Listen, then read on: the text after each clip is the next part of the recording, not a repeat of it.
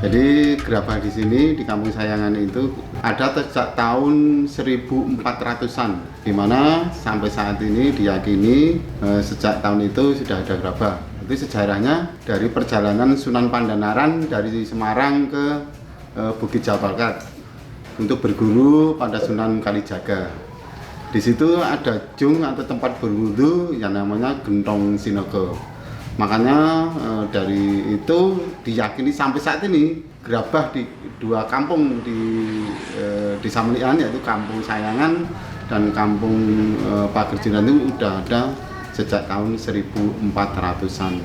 Dulu gerabah itu dibuat masih sebatas untuk membuat celengan, terus untuk sesajen-sesajen dan untuk dolanan anak. Tapi sekarang karena sudah banyak pendampingan dari dinas-dinas dan juga banyak yang muda-muda sudah berkreasi, sekarang sudah banyak sekali produk-produk gerabah yang mengikuti zaman seperti tempat buah, pot, guci dan lain-lain.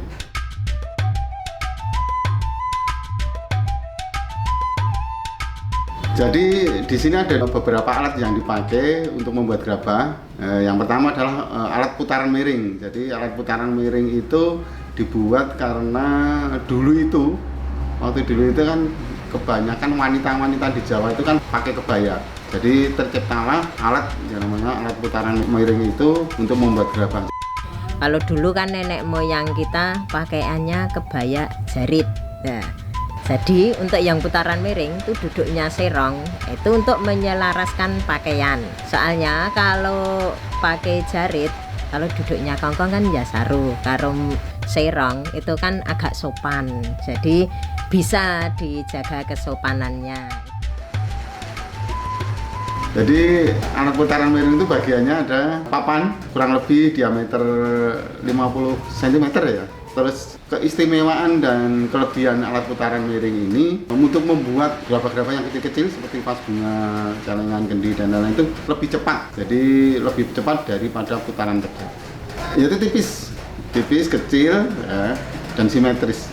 Walaupun tidak pakai racitan tapi hampir membuat satu dengan yang lainnya itu bisa hampir sama. Itu kelebihannya seperti itu. Jadi untuk ukuran 20 cm masih bisa dengan pakai alat putaran miring. Tapi hasilnya lebih simetris daripada pakai ciptaan. Caranya, jadi tanah yang sudah jadi, tanah lempung, keplok-keplok, terus ditaruh di tengah-tengah, kan ini namanya blebek, di tengah papan itu, terus nanti di kayu pakai kaki. Jadi posisinya serong. Setelah berputar, itu bekerja sama dengan tangan dan pikiran kita mau membuat apa. Kurang lebih 5-10 menit.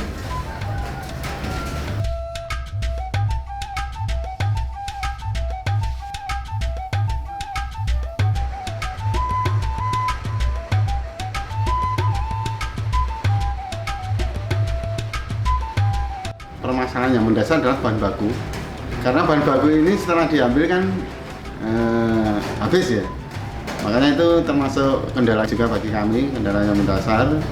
Makanya itu ada juga yang mengambil dari daerah lain, ada beberapa. Jadi ada yang pesan-pesan dari teman-teman kita yang mengambil tanah liat dari daerah lain seperti di Kerikilan, dari daerah Mbak Yat. Karena kalau itu habis ya akhirnya kita ambil dari luar. Jadi untuk persaingan ya dengan produk gerabah dengan produk dari plastik dan mungkin dari tembaga dan lain-lain, kita tidak perlu risau mas. Sekarang itu yang muda-muda malah sudah mengikuti jejak kita juga membuat gerabah. Jadi terlihat sekarang banyak sekali model-model yang baru. Jadi sekarang itu malah bertambah, sudah ada kendi, berornamen, pot berornamen. Itu karena memang pendampingan dari pemerintah juga ada memang dari perajin sini yang punya istilahnya punya seni yang tinggi, banyak yang berkreasi.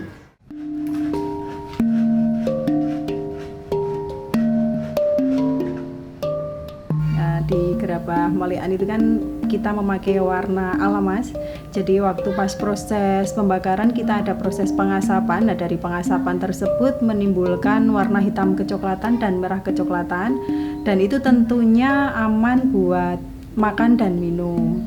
Nah itu keunggulan di gerabah kami, dan kami mempunyai keyakinan untuk gerabah kami itu masih mempunyai pasar. Ya, saya Bu Mulyati dari Sleman, Yogyakarta. Ya, saya memang suka dengan gerabah karena saya juga orang kuno. Saya suka menempatkan air dalam kendi. Terus kalau misalnya kita masak pakai wajan yang gerabah atau pakai kendil atau kuali gerabah, itu rasanya juga lebih enak gitu.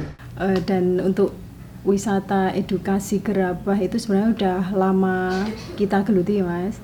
Itu bertujuan yang pertama ingin menaikkan perekonomian warga. Otomatis dengan adanya wisata edukasi, kita harapkan pengunjung yang datang ke sini juga membeli gerabah yang ada di warga-warga. Kalau untuk edukasinya, kita juga ingin mengajarkan ke anak-anak bahwa kita belajar tidak harus di sekolah. Kita belajar pun baik itu kreativitas atau kerjasama, kita bisa ajarkan di pedesaan. Dan itu alhamdulillah juga dari Dinas Pariwisata selalu mendukung desa-desa wisata, baik yang rintisan, berkembang ataupun maju, itu sampai saat ini masih memberikan dukungan kepada kita, sehingga untuk wisata edukasi di Melian ini masih bertahan sampai saat ini. Dan mungkin tamunya pun semakin banyak dan dampaknya ke masyarakat otomatis banyak juga dengan mereka membeli oleh-olehnya gerabah Melian. Pentingnya anak-anak datang ke wisata Kampung Gerabah ini adalah biasanya anak-anak itu kan hanya mengenal pembuatan gerabah seni 3 dimensi itu dari textbook saja, dari buku paket saja. Nah, anak-anak datang ke sini bisa praktek langsung sekaligus membangun kreativitas anak-anak. Ya, harapannya anak-anak supaya bisa lebih kreatif lagi, mungkin ada ketertarikan untuk pembuatan gerabah itu sendiri.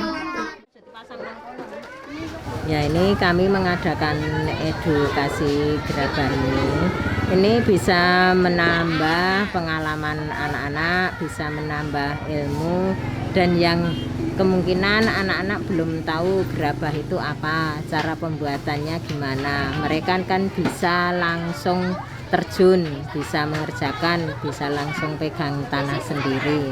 Dari pembuatan mungkin bikin wajah atau bikin bunga, tapi kita juga harus membantu, soalnya kalau anak TK kan belum terlalu bisa membuatnya. Bahkan itu juga tergantung anaknya. Kalau anaknya kreasi ya bisa, tapi kalau anaknya kurang kreasi, kita memang harus membantu untuk membuatkannya. Jadi untuk yang kelas untuk anak-anak biasanya kita bekerjasama dengan guru-guru, karena biasanya di tempat pendidikan seperti sekolahan SD, SMP maupun SMA ataupun yang ada kecil PAUD itu kan bisa membutuhkan media untuk praktek biar anak itu mengenal gerabah gitu. Nah, itu kita biasanya kita tawarkan seperti itu. Seperti yang bisa dihias, misalnya celengan polos atau tempat pensil. Ada kendi, ini namanya kendi maling. Kenapa kok dibilang kendi maling? Ini soalnya atasnya tidak lubang, lubangnya dari bawah, jadi ngisi airnya dimasukkan dari bawah sini. Ini ada tempat untuk merebus jamu, namanya kriuk. Bisa kalau untuk yang jamu-jamu Jawa, jamu rebusan rempah-rempah itu direbus pakai alat ini. Ada kendi batik. Nah, kenapa ini kendinya kok dibatik? Nah, ini soalnya kendinya ini bukan untuk naruh air, tapi hanya untuk hiasan. Makanya ini kendinya dibatik. Jadi bukan hanya kain yang dibatik, tapi ini juga ada gerabah yang dibatik. Ya, ini lewat turnamen sentuhan seninya jadi lebih hidup ya. Jadi juga untuk memberi nuansa baru, untuk goresan-goresannya lebih banyak macamnya gitu. Ya, kalau ornamen ada yang dari Majapahit, ya ornamen dari Majapahit ada, terus ada yang meniru mungkin dari batik-batik yang berada di lingkungan sini, misalnya ada yang dari kebaya dan lain-lain. Ada yang bertema hewan, ada bertema kayak daun-daun, ada pohon dan ada juga yang mengadopsi juga dari lingkungan setempat.